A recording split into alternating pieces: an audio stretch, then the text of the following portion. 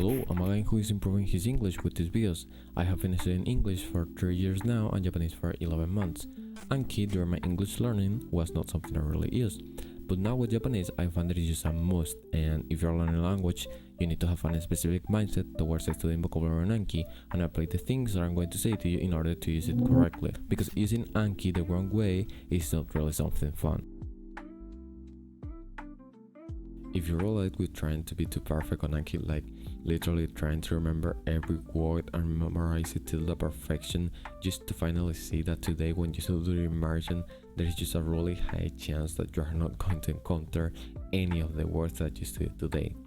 Yeah, this was me.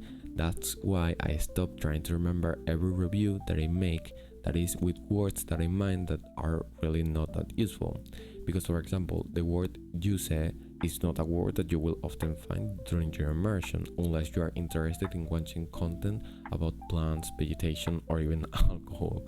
So yeah, when I study that word on Anki for the first time, I'll try to actually memorize it the best I can, because that's the point of actually using my Anki.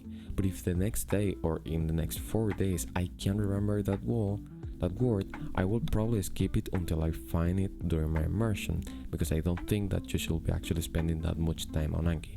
A maximum of 1 hour per day is probably enough, and it's actually probably too much. So remember that Anki is just a supplementary way of learning a language. I think that most Japanese learners by this point should know that Anki, used as a main resource to study whatever language, is just not an efficient method, right? But I find that if you are in an N2 to N3, which is an intermediate level, and you understand some of the things in a monolingual dictionary, you can actually put some words in Anki using the same language you are learning, German, Japanese, and it will count as a really intensive type of immersion, because you are reviewing most of the things in order to understand whatever explanation that you inserted to your Anki. So I wouldn't normally count using Anki as my daily immersion if I'm doing translations to my native language or English, but if you do this with every word that you study that is using a monolingual dictionary of the language you are learning, I will actually count it as a very intensive immersion, and it will probably just take 4 to 10 more minutes of your Anki sessions, and it will make it far more efficient, because you are just not memorizing, you are actually seeing how the words are used, which is just immersion. If you're new to Anki and you pay attention to the last frame, you probably noticed that I only have a fail and pass button. So here's the reason why you should be using just these 2 buttons, which are again and good.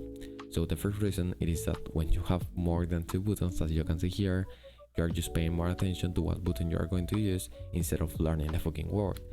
And the second reason it is that the hard button in Anki has an effect the opposite of what you will desire.